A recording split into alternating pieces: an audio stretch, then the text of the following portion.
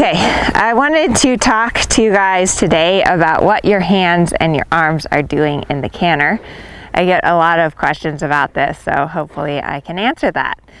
Be sure to check out the link below. I have a free rider assessment for you guys to try out. This will help you kind of identify your strengths and weaknesses as a rider, and hopefully you guys can set some goals for the year ahead. We are riding Jack today. He's going to demonstrate to us what we do with our arms in the canter. And I have this nice Castell shirt with a stripe down the side so you can see exactly what my elbows are doing. Hopefully, although it's kind of foggy today. All right, so the biggest thing to think about in the canter is that you want to have a steady contact with your horse. So you don't want the reins to be like flopping and jerking the horse in the mouth.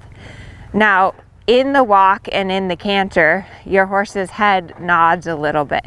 So as I'm walking here, and also as my body moves a little forward and back, my elbows are a little bit bending and following the motion of my horse's walk here. So I'm gonna go up to the trot and then I'll show you in what I do in the transition into the canter. So in the trot, first off, I need to get my horse going forward in the trot. Good boy. So when I ask for canter, whether you're picking up the canter from the trot or from the walk, you want to give a little bit on your inside rein at the moment of the transition. So if I'm going to ask for a left lead canter, I'm a little bit softening that left hand at the moment of the transition. I was exaggerating it, but let me show you one more time. The reason that you need to give on the inside rein is to allow the horse to pick up the left lead. So by softening that left rein, I'm allowing the horse's left hind leg to come forward, and I'm allowing that horse to pick up the left lead canter. Now in that canter here, you can see that it's my shoulders are kind of staying still, but my hips are going a little bit back to front, back to front, back to front. So my hips are following a little bit of a circular motion.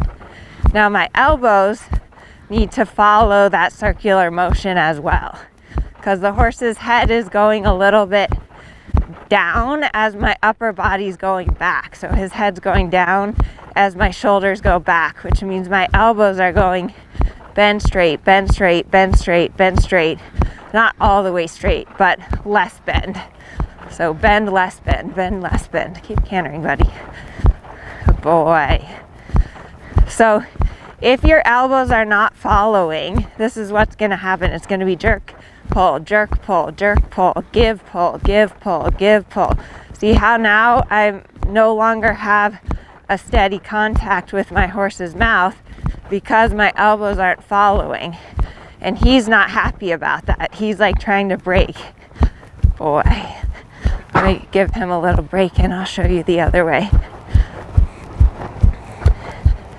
So again, now that when I'm going to the right and I'm going to pick up the right lead canter, I need to give my inside rein to allow him to pick up the right lead canter. So I'm going to soften that inside rein as I ask for the canter. Oh, you have a cough. And then as I'm cantering here, I have outside rein steady, and I'm thinking of bend and straight, bend and straight, bend and straight, bend and straight, so that I'm following the motion of his nodding head as we're going here. Good boy. Good boy. Good boy. He's getting a little tired. Good boy. But so it's really important that you have a following arm in the canter and that your arms are following that little nod that your horse does in the canter. If you don't follow that nod, then you're going to have slack and then pull and then slack and then pull, and that's going to make your horse not want to keep going in the canter, or it's going to kind of freak them out because there's not a steady connection that they can trust. I'll link below. I have a few other videos on the canter.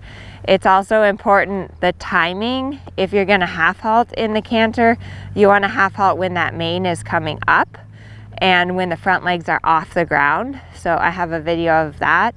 And then I also have a video about your seat in the canter, because that's really important, is thinking about your seat and how to really follow the canter motion with your seat so that your arms can be independent and following the horse's head.